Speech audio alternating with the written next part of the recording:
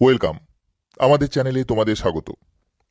আজকে আমরা আলোচনা করব ঔপনিবেশিক রাষ্ট্রগুলিতে জাতিগত ব্যবধানের প্রভাব সম্পর্কে।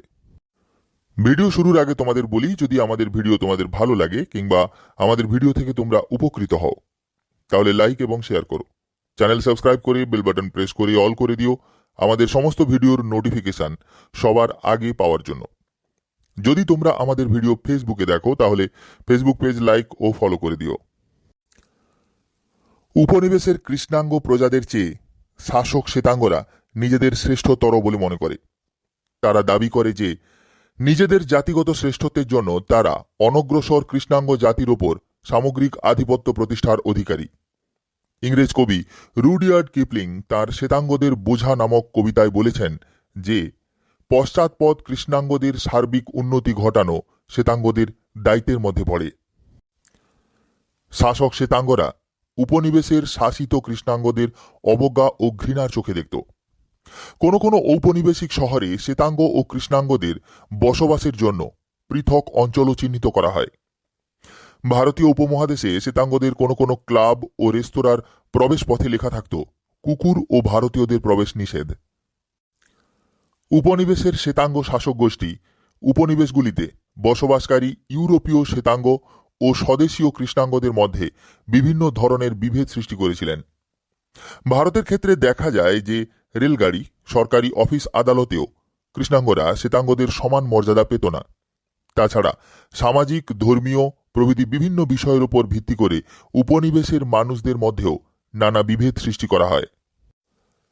শ্বেতাঙ্গরা বহু স্থানে উপনিবেশের বাসিন্দাদের কৃতদাসে পরিণত করে। আফ্রিকা মহাদেশের বিভিন্ন উপনিবেশ থেকে কৃষ্ণাঙ্গদের কৃতদাসে পরিণত করে পশ্চিমের বিভিন্ন দেশে রপ্তানি করা হয়।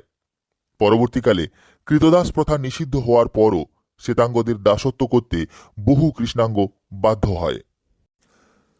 ইউরোপীয় শ্বেতাঙ্গ প্রভুরা ভারত, চীন প্রভৃতি উপনিবেশগুলি থেকে বহু দরিদ্র চুক্তিভিত্তিক শ্রমিককে আফ্রিকা সহ ইউরোপের বিভিন্ন দেশে পাঠিয়ে বিভিন্ন শ্রমসাধ্য কাজে নিয়োগ করে। বিদেশে তারা চরম দুর্দশার শিকার হয়। অনেকে আত্মীয় স্বজনকে হারিয়ে চিরদিনের মতো বিদেশেই থেকে যায় এবং সেখানে মৃত্যুবরণ করতে বাধ্য হয়। শ্বেতাঙ্গদের শোষণ ও অত্যাচারের পরিপ্রেক্ষিতে বিভিন্ন উপনিবেশের সংখ্যাগরিষ্ঠ কৃষ্ণাঙ্গরা শাসক সংখ্যালঘু শ্বেতাঙ্গদের বিরুদ্ধে বিদ্রোহের পথে পা বাড়ায়। এর ফলে কখনো কখনো শ্বেতাঙ্গ ও কৃষ্ণাঙ্গদের মধ্যে জাতিগত দ্বন্দ্ব ছড়িয়ে পড়ে। এই দ্বন্দ্বে শ্বেতাঙ্গরা অত্যন্ত নিষ্ঠুরভাবে নির্যাতন চালিয়ে কৃষ্ণাঙ্গদের বিদ্রোহ দমন করে।